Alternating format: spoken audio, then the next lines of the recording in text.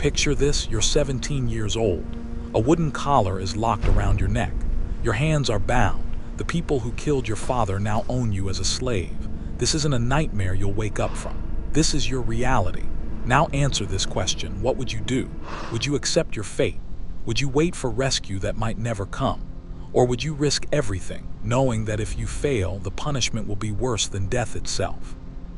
In 1177, a teenage boy named Temujin faced exactly this choice. He'd already lost everything. His father, poisoned by enemies when Temujin was just 9 years old. His family, abandoned by their own tribe and left to starve on the Mongolian steppe. His freedom, stripped away when rival clans captured him and enslaved him. He sat in that slave camp with a wooden cane around his neck, a heavy collar designed to prevent escape, to break the spirit, to remind you every moment that you were property, not a person. Most people in his position would have given up. History is filled with people who faced moments like this and simply stopped fighting. But Temujin made a different choice. What happened next would not only change his life, it would change the entire world. Within 40 years, this enslaved teenager would become Genghis Khan, ruler of the largest contiguous land empire in human history. An empire that stretched from Korea to Hungary. An empire that would reshape trade, culture, and the very geography of power across 2 continents. But here's what most people don't know. That transformation didn't begin with military genius or political strategy. It began with a single night, a single decision. A single moment when a boy with nothing decided that nothing was not enough. This is the story of what happened to Temujin, not the legend, not the conqueror we read about in history books, but the human being, the scared teenager, the abandoned son, the enslaved young man who had to choose between accepting his circumstances and fighting for something more. And as we walk through his story together, I want you to keep asking yourself, what would I have done? When everything is taken from you, where do you find the strength to take it back? Let's go back to 1162, to the harsh Mongolian steppe, to understand who Temujin was before the world tried to break him. Temujin was born in 1162 into a world that valued strength above all else. The Mongolian steppe wasn't forgiving. It was a landscape of extremes, scorching summers, winters so cold that exposed skin would freeze in minutes, and a political landscape just as brutal. His father, Yesuje, was a minor chieftain of the Borjigin tribe, not powerful enough to be safe but prominent enough to have enemies. In this world, your surname meant everything. It meant protection. It meant identity. It meant you belonged to something larger than yourself. Temujin's early childhood was relatively normal for a nomadic Mongol boy. He learned to ride horses almost before he could walk. He learned to shoot arrows from horseback. He learned the skills every Mongol needed to survive. How to track animals, how to endure hunger, how to read the weather and the color of the sky. But he also learned something else. The world was dangerous and loyalty was everything. When Temujin was 9 years old, his father took him to a neighboring tribe to find him a bride, a common practice to forge alliances between clans. They found Bert, a girl about Temujin's age, and her family agreed to the betrothal. Yesuje left Temujin with Bert's family to get to know his future in-laws, as was customary. On the journey home, Yesuje stopped to share a meal with members of the Tatar tribe. The Tatars were old enemies, but the steppe had rules about hospitality. You didn't refuse food to a traveler. The Tatars recognized Yesuje and they poisoned him. By the time Yesuje made it back to his tribe, he was dying. He called for Temujin, but the boy was days away. Yesuje died before his son could return, and that's when everything fell apart. Without a strong leader, Temujin's tribe, the very people who had eaten at his father's table, who had pledged loyalty to his family, made a calculated decision. A widow and her young children were liabilities. They consumed resources. They couldn't defend the tribe. They were in the harsh economics of steppe survival, not worth keeping. The tribe abandoned Temujin, his mother Holun, and his siblings on the steppe. Imagine that, your father dies, and within weeks everyone you thought you could count on just leaves.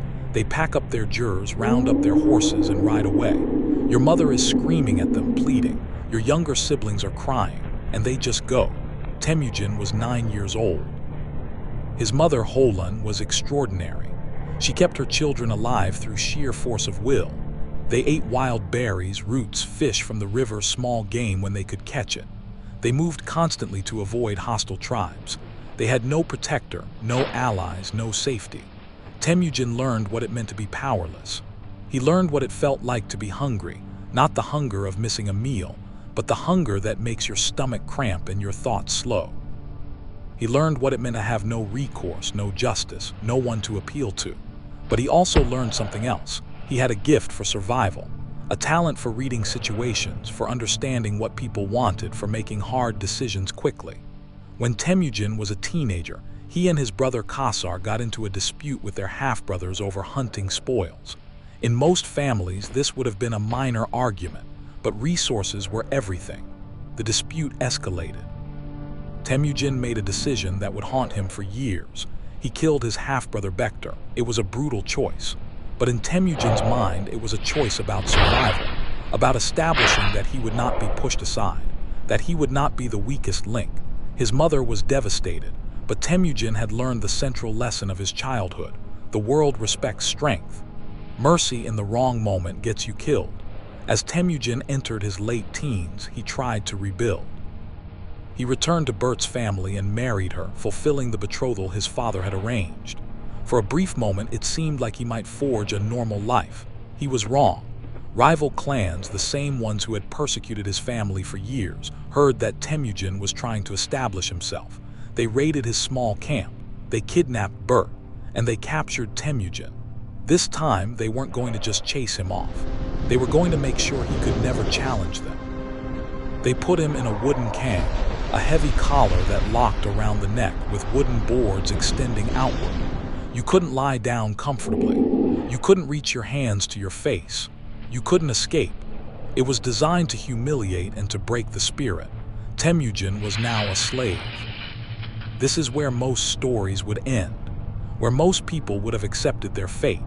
After all, what could a teenage slave with no tribe, no resources, and no allies possibly do? But Temujin wasn't most people. And what happened next would set in motion one of the most extraordinary transformations in human history. The slave camp was a place designed to erase identity. You weren't a person there. You were labor, you were property. Temujin watched, he waited, and he planned. The wooden kang was meant to prevent exactly what he was thinking about. But Temujin had learned something crucial in his years of survival. People get comfortable. Guards get lazy. Routines become predictable. He waited for a festival day. The Mongolians celebrated the new moon, and on this particular night the guards were drinking, celebrating, less vigilant than usual. This was his moment. When the guard watching him got distracted, Temujin did something that required extraordinary nerve. He attacked. Even with the kang around his neck, even weakened from captivity, he struck the guard with the wooden collar itself, using the very device meant to restrain him as a weapon. The guard went down. Temujin ran. With a wooden collar still locked around his neck, through the darkness, away from the camp, he had no plan beyond get away. No map, no supplies, no weapons, just desperate momentum. He ran until he couldn't run anymore, then hid in a stream, submerging himself in the cold water with just his face above the surface, using reeds to breathe. The search party came. They walked right past him, torches flickering, voices angry, frustrated. They were looking for a runaway slave, and runaway slaves didn't usually survive long on the steppe without supplies. But Temujin had spent years surviving on nothing. This was familiar territory. He waited in that freezing water until the search party gave up and returned to camp. Then he faced his next problem. The wooden kang was still locked around his neck. He couldn't remove it himself, and wandering the steppe with it would mark him as an escaped slave to anyone who saw him. He needed help, but who could he trust? He thought of a man named Sorkin Shira, one of his captors. During his captivity, Sorkin Shira had shown him small kindnesses, an extra bit of food here, a slightly loosened collar there. It was dangerous, but Temujin made a choice. He crept to Sorkin Shira's jur and asked for help. It was an insane gamble. Sorkin Shira could have turned him in, should have turned him in. Hiding an escaped slave was punishable by death. But Sorkin Shira saw something in Temujin, a quality that would define Temujin's entire life, the ability to inspire loyalty even in impossible circumstances. Sorkinshira removed the Kang. He gave Temujin a horse, supplies, and directions to safety. He risked his own life for a teenage slave who had nothing to offer in return. Temujin never forgot this. Years later, when he had power, he would elevate Sorkinshira's family to positions of honor. But in that moment, all he could do was ride away into the darkness, free for the first time in months. Most people, having escaped slavery, would have run as far from danger as possible. They would have disappeared into anonymity, grateful just to be alive. Temujin did the opposite. Temujin's first move after escaping was to find Bert, his kidnapped wife. She had been taken by the Merkits, the same tribe that had captured him. Every rational calculation said this was suicide. He had no army, no resources, no leverage, but Temujin understood something crucial. If he didn't act, he would always be the victim. He would always be the person things happened to rather than the person who made things happen. He went to his father's old blood brother, a man named Genghis Khan, who led the powerful Karat tribe. Temujin had nothing to offer. He came as a supplicant, asking for help to rescue his wife. Here, where we see Temujin's genius beginning to emerge. He didn't just ask for charity. He framed the request in terms of honor and obligation. Togrul had been his father's sworn brother. This wasn't just Temujin's problem. It was a matter of ancestral duty. It worked. Togrul agreed to help, but on one condition. Temujin would need to gather his own warriors first. Togrul would support him, but Temujin had to demonstrate he could lead. So Temujin went to another of his father's old allies, Jamaka, a charismatic young leader who had been Temujin's childhood friend. Jamaka agreed to join the raid. With this coalition, Togrul's backing, Jamaka's warriors, and a handful of men loyal to Temujin personally, they raided the Merkits. They rescued Bert, but she was pregnant. The child could have been Temujin's, or it could have been her captors. Temujin faced a choice that would define his character: reject the child and preserve his pride, or accept the child and demonstrate loyalty to his wife. He chose loyalty. He claimed the child as his own. His eldest son, Jacha, would always carry the shadow of uncertain paternity, but Temujin never publicly questioned it. This decision revealed something important. Temujin valued loyalty and family over the pride and machismo that dominated steppe culture. It was an unusual choice. And it earned him respect, but it also planted seeds of future conflict. Jacha would always wonder about his parentage. Other Mongols would always question it. Years later, this uncertainty would create succession crises that threatened to tear apart everything Temujin built. For now, though, Temujin had accomplished something remarkable. He had transformed from an escaped slave to a leader with allies and a rescued wife. He had momentum, but momentum is dangerous. Because once you start rising, everyone who's above you wants to push you back down. Temujin and Jamaka initially formed a powerful alliance. They were blood brothers, bound by oaths and shared history. For a while, they led their combined tribes together, and Temujin learned the arts of leadership, strategy, and politics under Jamaka's more experienced guidance. But two things became clear. First, Temujin and Jamaka had fundamentally different philosophies about power. Jamaka believed in the traditional Mongol aristocracy. Power came from noble bloodlines, and the common people existed to serve their betters. Temujin, who had been abandoned by aristocrats and saved by common people, believed something different. Loyalty should be earned through competence and merit, not inherited through bloodlines. Second, people were beginning to choose Temujin over Jamaka. It started small. A few warriors would come to Temujin's tent rather than Jamaka for decisions. A few more families would camp closer to Temujin's section of the combined camp. Temujin promoted based on ability, not birth. He shared spoils more equally. He remembered small kindnesses and rewarded them generously. Jamaka noticed. And he didn't like it. The breaking point came over something seemingly minor, where to set up camp for the night. Jamaka wanted to camp in one location. Temujin suggested another. It was a small disagreement, the kind that allies navigate all the time. Except this time, when Temujin took his people to his preferred camping spot, More than half of Jamaica's people followed him. This was a direct challenge to Jamaica's authority, and in Mongol culture it couldn't be ignored. The two blood brothers became rivals, then enemies. Then they went to war. Temujin faced a man who had been his friend, his mentor, his ally, someone who knew all his tactics, all his weaknesses, all his secrets.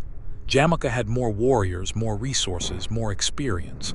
The first major battle went to Jamaica. Temujin's forces were routed. Jamaica captured several dozen of Temujin's warriors and executed them in the traditional Mongol fashion, boiling them alive in 70 cauldrons. It was meant to break Temujin's spirit, to send a message that challenging the established order would result in horrific consequences. Instead, it backfired spectacularly. The brutal execution horrified even hardened Mongol warriors. People started questioning Jamaica's judgment. Some of his own allies began to secretly communicate with Temujin, expressing disgust at the excessive cruelty. Temujin, meanwhile, did something unexpected. He mourned his lost warriors publicly and promised that their sacrifice would not be in vain. He didn't respond with equivalent brutality. He responded with determination and strategic patience. This was the moment Temujin transformed from a survivor into a true leader. He understood that power wasn't just about fear. It was about inspiring people to follow you even when the odds were terrible. Over the next decade, Temujin faced a relentless series of challenges. Rival tribes attacked him. Former allies betrayed him. Harsh winters killed livestock and people. There were moments when his entire enterprise seemed on the verge of collapse. But Temujin had developed a formula for turning adversity into opportunity. First, he never forgot a loyalty or a betrayal. When warriors came to him from enemy tribes, he welcomed them if they came honorably. But if they betrayed their former masters to join him, he often executed them. His reasoning: if they betrayed once, they'd betray again. This created a culture where loyalty was the highest value. Second, he promoted based on ability, not bloodline. His top generals included former enemies, commoners, even former slaves. All that mattered was competence and loyalty. Third, he created a strict legal code, the Yasa, that applied to everyone equally. Noble or commoner, if you broke the law, you faced the same punishment.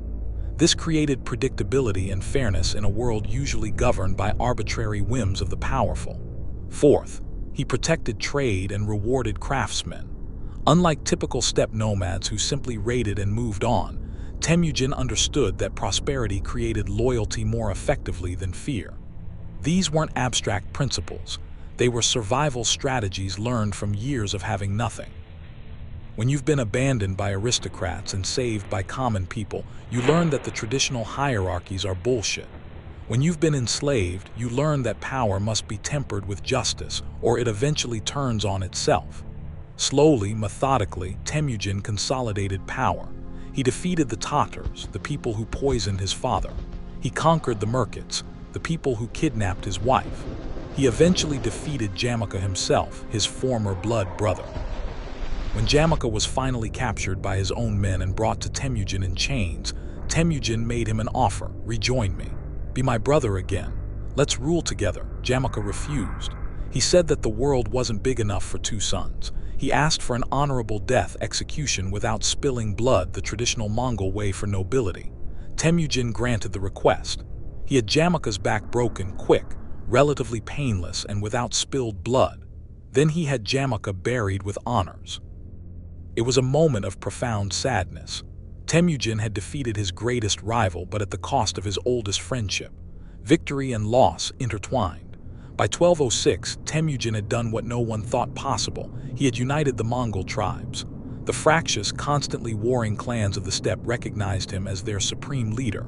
They gave him a new title, Genghis Khan, universal ruler. The enslaved teenager was now the most powerful man in Mongolia. But the transformation wasn't finished. In fact, it was just beginning. Because Genghis Khan had learned something from his years of struggle. Security didn't come from hiding or defending. It came from eliminating threats before they could eliminate you. The Mongol conquests, the campaigns that would eventually create the largest land empire in history, weren't about glory or expansion for its own sake. They were about ensuring that what happened to 9-year-old Temujin could never happen again. That the powerful could never abandon the weak with impunity. That strength, competence, and loyalty would be rewarded above noble blood and arbitrary hierarchies. Was this justice? Or was it trauma expressing itself through military conquest? Maybe both.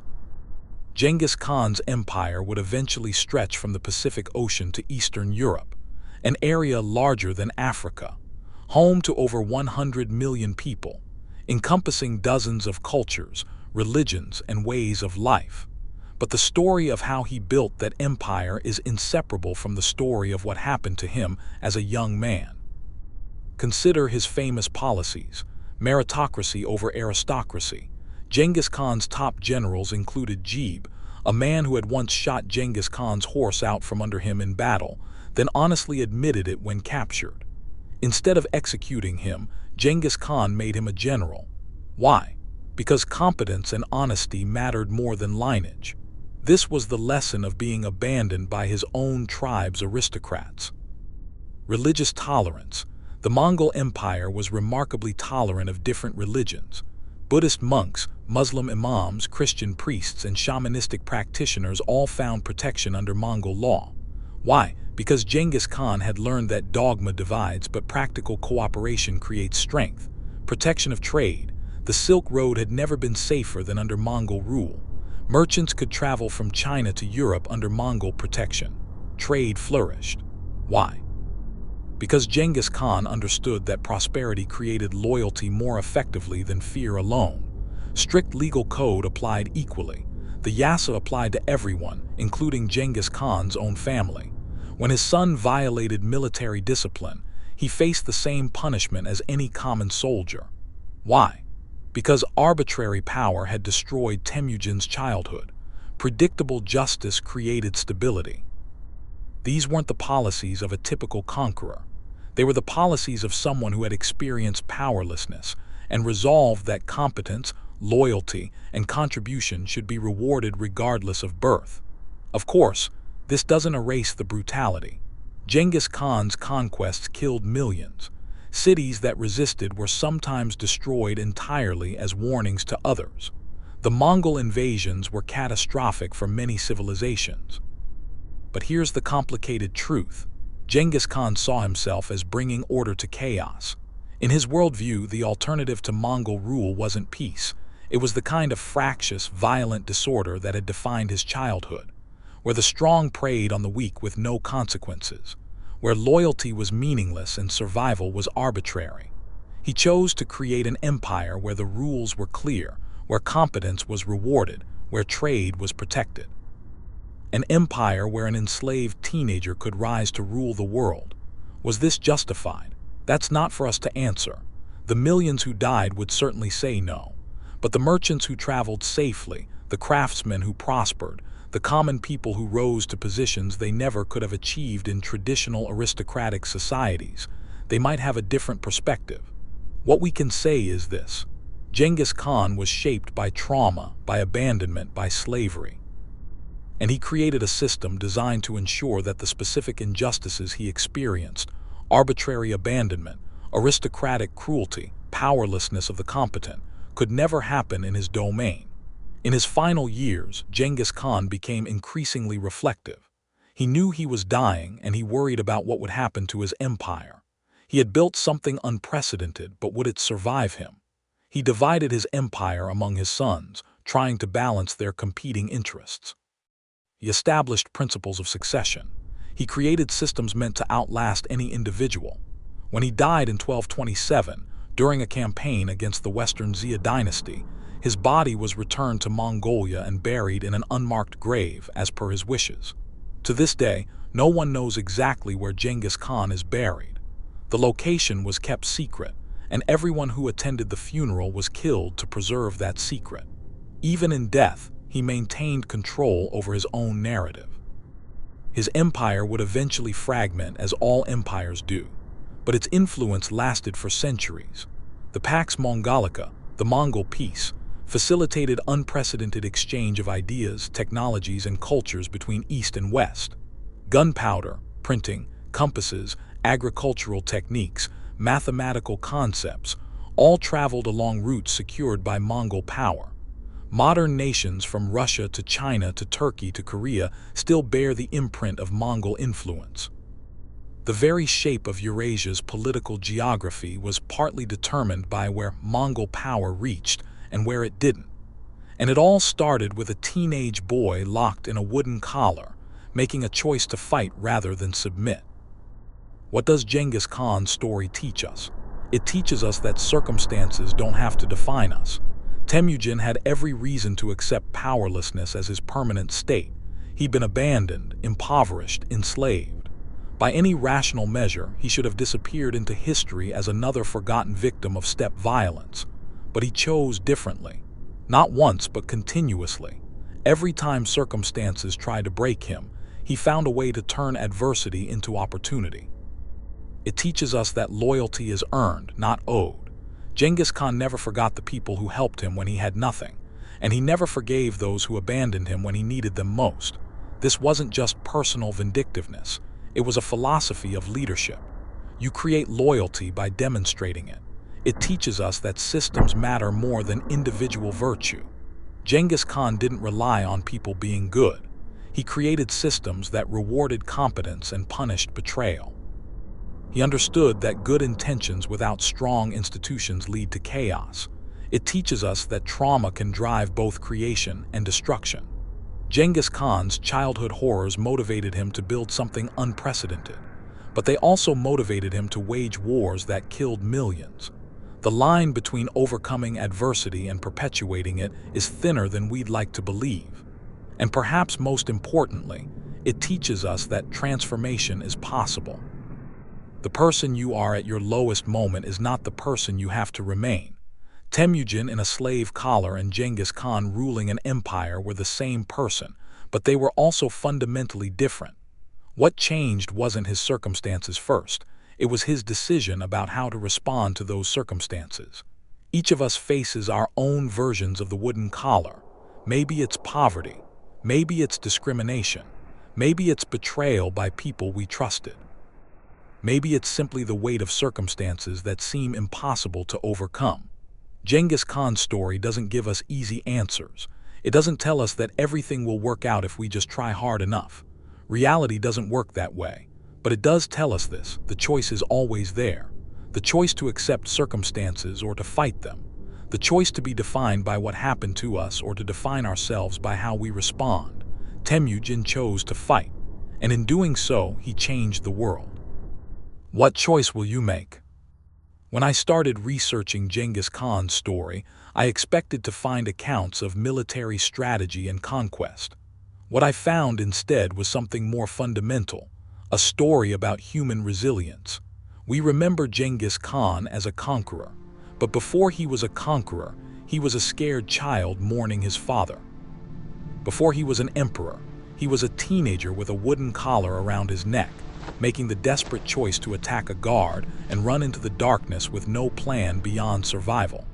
The transformation from Temujin to Genghis Khan wasn't magical. It was built on thousands of small choices, each one a decision to persist when quitting would have been easier. It was built on the choice to trust Sorkin Shira to remove his collar, even though that trust could have gotten him killed. It was built on the choice to rescue Bert when every rational calculation said it was impossible. It was built on the choice to accept Jacha as his son, even with questions about paternity. It was built on the choice to promote based on competence rather than bloodline, even though that threatened traditional power structures. It was built on the choice to create systems of justice and order, even though pure military power would have been simpler.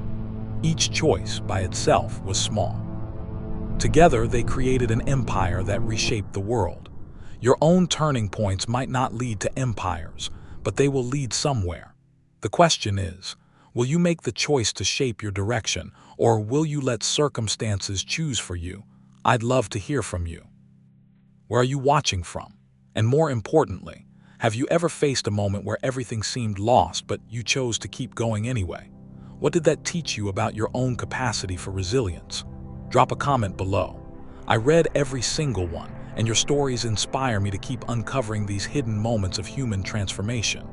If this story resonated with you, please hit the like button and subscribe. We release new stories about transformative moments in history every week. These aren't just tales of famous people. They're reminders that transformation is possible for anyone who chooses it. Turn on notifications so you never miss a story, because somewhere in history, there's a person whose struggle mirrors your own, and their story might just give you the perspective you need. Thank you for being here. Thank you for caring about not just what happened, but what it means to be human in the face of impossible circumstances. Until next time, keep asking, what would I have done? And more importantly, what will I do now?